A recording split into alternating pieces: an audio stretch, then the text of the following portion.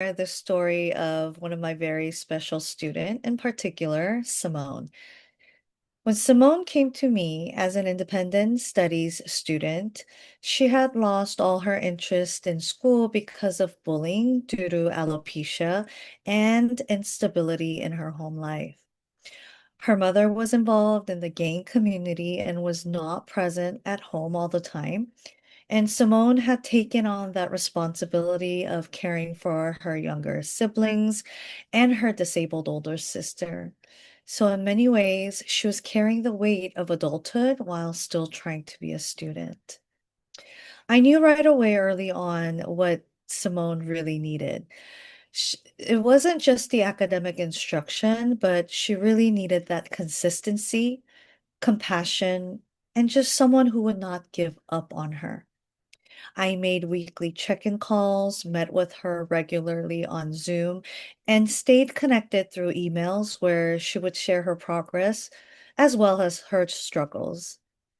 Those moments of connection became the foundation for her growth and confidence. Simone graduated on time while continuing to support her family. Watching her cross that finish line was a reminder of why this work matters. Her success reflects the approach I take with all of my students. Through individualized care, strong relationships, and high expectations, 100% of my students graduated, and about 80% went on to pursue higher education. Teaching in predominantly Hispanic and Black communities has really shaped my commitment to equity. I intentionally create spaces where families feel welcomed and valued. My greatest accomplishment in education is not a single program or strategy, but the belief I hold for every single student. When we slow down, listen, and meet students where they are, we do more than teach content. We help change the direction of their lives.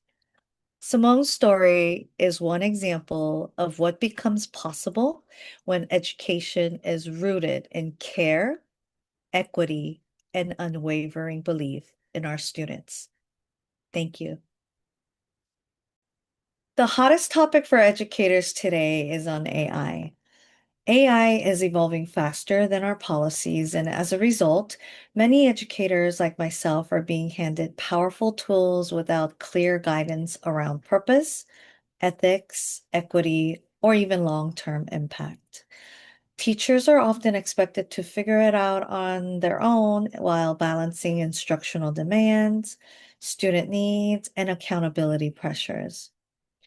Districts want to innovate, but policy development definitely takes time. Technology adoption often outpaces professional learning, and conversations about environmental impact, data privacy, and ethical use are not always centered in rollout plans. In large districts like us, especially, the scale makes alignment difficult, leading to inconsistent practices across classrooms and schools. The effects are already visible.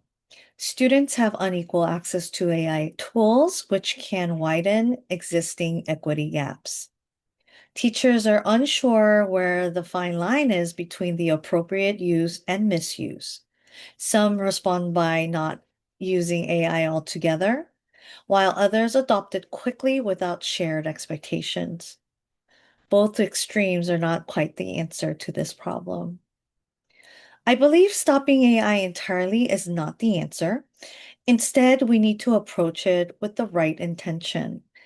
The answer begins with a clear district-wide policy that outlines both the benefits and the limitations of AI.